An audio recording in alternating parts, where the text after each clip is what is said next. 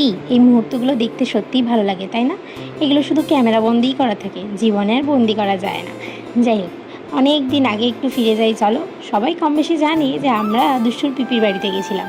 তো সেখান থেকেই আমরা বেরিয়ে গেছিলাম যে ঘুরতে ফেরিঘাটে, ঝড়খালির ফেরিঘাটে। চলো, আমরা চারজনে বেরিয়ে পড়েছি, আমি, দুষ্টু দুষ্টুর পাপা আর আমার বড় ভাগনা। এই যে প্রকৃতির অপরূপ দৃশ্য দেখতে দেখতে আমরা রওনা দিয়ে দিয়েছি। আর আমার দুষ্টুও এখানে প্রচুর এনজয় করছে টোটোয় বসে বসে। আর সত্যি বলতে ওই দিকের পরিবেশটাই কেমন যেন খুব সুন্দর, মানে মনটা ছুঁয়ে যায় যাকে বলে। রাস্তাঘাট, গাছপালা, চারিদিকে সবুজ সবুজ, উফ সত্যি মনটা একদম ভালো হয়ে যায়। এই যে শুরু হয়ে গেছে কিন্তু নদী, আর নৌকাটা দেখে আরও এক্সাইটেড হয়ে গেছিলাম, আরও ভালো লাগছিলো।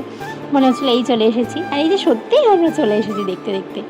এখন আমরা চলে এসেছি জুতে, মানে এই যে সুন্দরবন, এখানে কিছু পশু পাখি রাখা আছে। যাই হোক, আমরা সেগুলো দেখিনি, আমরা সোজা চলে গেছিলাম ফেরিঘাটে। সত্যি বলতে ওখানে গিয়ে মনটা আমার একদম ভরে গেছে। সত্যি দেখো তোমরা একবার দৃশ্যটা, আমি জাস্ট গিয়ে স্তব্ধ হয়ে গেছি। আর আমার এত ভালো লাগছিল, তো বলে বোঝানোর মতো নয় আর কি। এখানে আবার দুজন মিলে ছবি তুলে নিল, আমিও তুলে নিলাম আর কি।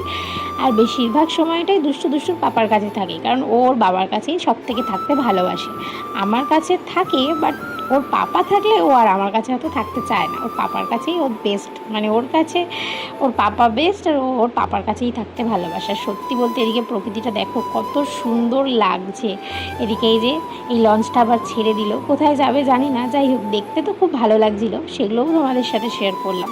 আর এদিকে আমরা তিনজন বসে বসে নদীর পাড়ে বসে বসে হাওয়া খাচ্ছি। আর এই যে হাওয়া খাওয়া হয়ে গেছে, এবার বাড়ি যেতে হবে তো, কারণ সন্ধে হয়ে যাচ্ছে, এবার আমাদেরকে বাড়ি যেতে হবে। চলো টাটা, সবাই ভালো থেকো, সুস্থ থেকো।